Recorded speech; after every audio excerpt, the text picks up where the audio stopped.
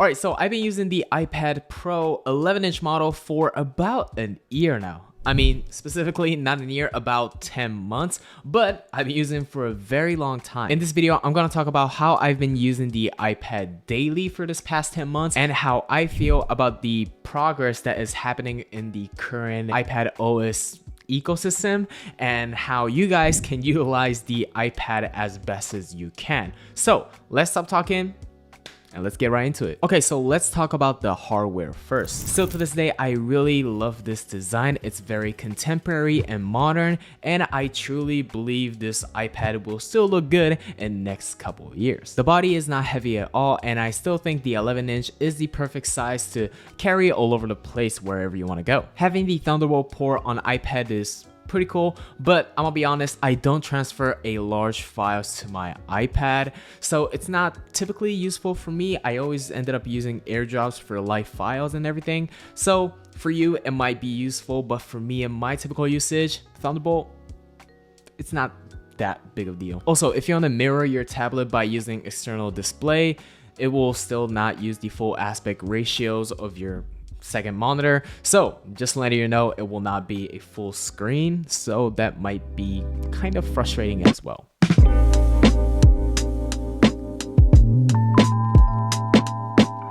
On the 11-inch model, one of the most boring update was, let's be honest, was the display. Since the 12.9-inch model was using a brand new mini LED technology to its display, but the 11-inch was still using the same LCD panel that has been used to the older models since 2018. However, this LCD 120Hz panel is still looking really good, and I haven't had any problem whatsoever. The colors are accurate, it's bright enough, and the 120Hz ProMotion display is just fantastic. Speaking of an awesome screen, today's video is brought to you by the one and only Paperlike. This matte finish screen protector from Paperlike will make your Apple Pencil experience to the next level by making it feel like you're writing on a sheet of paper rather than a piece of glass. Also, they've recently released a new product, which is this Apple Pencil grip set and this functional cleaning kit. And I have to say, this grip is super useful, especially for students, because we have to write for a long period of time, and this will reduce your stress on your fingers.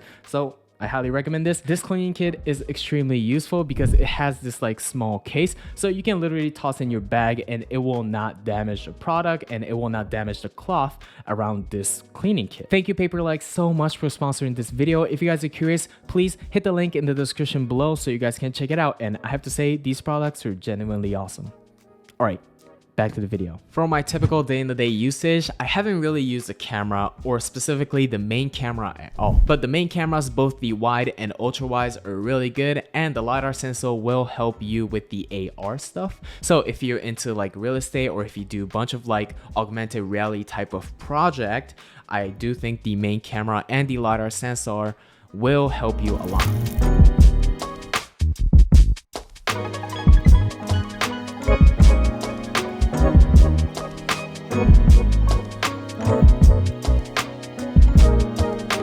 For my day-to-day usage, I heavily rely on the selfie camera. The selfie camera does have 12 megapixel and it's super ultra wide, and I absolutely love it when I'm having like a video meeting or giving people a wow effect when I'm using the center stage feature on Zoom or FaceTime and stuff. So I really heavily rely on this camera and I absolutely love it. For my typical usage, I found myself using iPad more like a tool than the entertainment device. So I use applications such as Notion, Good Notes 5, Apple Notes, and let's say maybe Lightroom. Funny story, the last time I used this tablet to watch a movie was the way back on the plane to Japan from the States.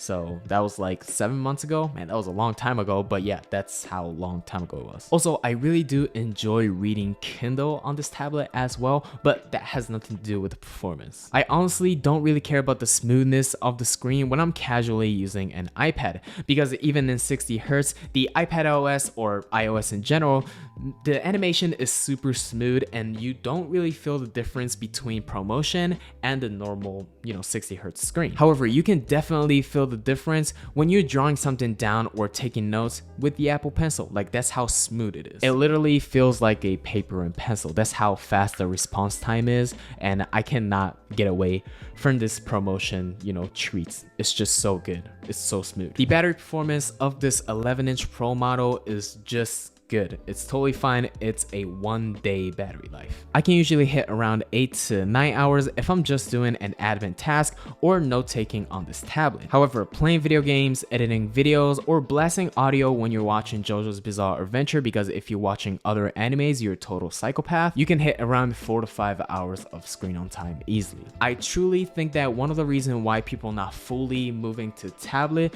is because this battery life. It's just not a super long battery life throughout the day. You cannot hit over 9 hours maximum in my experience.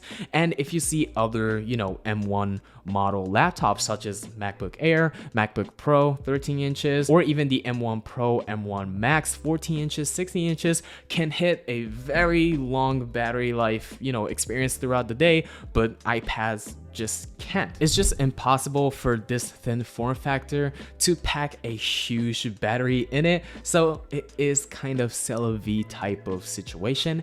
But if you're heavily concerning about the battery life throughout your day and you're not really in a situation that you can charge your laptop, that's very rare in 2022, but if you're in that situation, I do not recommend this tablet. Just letting you know, the battery life is not the greatest. I use the base model M1 MacBook Air for my normal 9 to 5, and I'm telling you that PC can last you for decades. Like, that thing will last you a whole day, maybe in a day and a half easily, and I'm super surprised about that. So just letting you know that if the battery life is super important, you should go with the MacBook. After I use this iPad as a student and as a full-time employee, I am pretty confident that most of the tasks you want to do on your PC can be done by iPad. iPadOS is getting more and more competent professional level applications, both on the creative side and the educational side every single day. If I was a freshman in uni, once again, I'll probably get an iPad rather than PC, because with the tablet, you can use as a handwriting notebook, and you can also type stuff down for your essay or undergrad thesis, and you can even make presentation on it. And I know buying a keyboard and Apple Pencil with the iPad can be a bit pricey, maybe more than PC, but when it comes to university, I think that's like the year that people are trying to find out what they really want to do,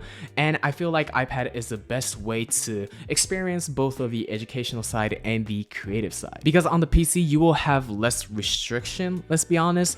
But if you want to buy some like professional creative applications or just like creative apps in general, it can be pretty expensive, or you have to join this like expensive subscription. Adobe. However, in the iPad OS, most of the very high quality, creative applications such as Procreate, Affinity Photo, and LumaFusion and stuff are relatively way cheaper than buying stuff on PC, and most of them are not even subscription based as well. So if you want to try something out that is creative, but at the same time you're trying to get your college degree, I think iPad can be your choice. Also, I totally forgot to mention this, but if you already have a Mac or iMac or MacBook or whatever, you can use the Universal Control System if you want to get an iPad. If you especially don't want to buy a Magic Keyboard or any type of like keyboard and mouse accessory for the tablet. So Universal Control, if you already have a Mac, I highly recommend you to try it. It's super cool, and it helped me a lot when it comes to like budget, because I don't really want to buy a Magic Keyboard as well. It's pretty expensive. So if you're curious, please try it. It's pretty cool. But anyway, guys, I hope you guys enjoyed this video. If you guys like this video, please hit the like button, and I'll leave 2 of my favorite iPad Pro videos right here, and my most recent video right here, and my channel right here. Anyway, guys, I hope you guys have a great day. My name is Peace Gates, and you guys already know. Peace out, guys.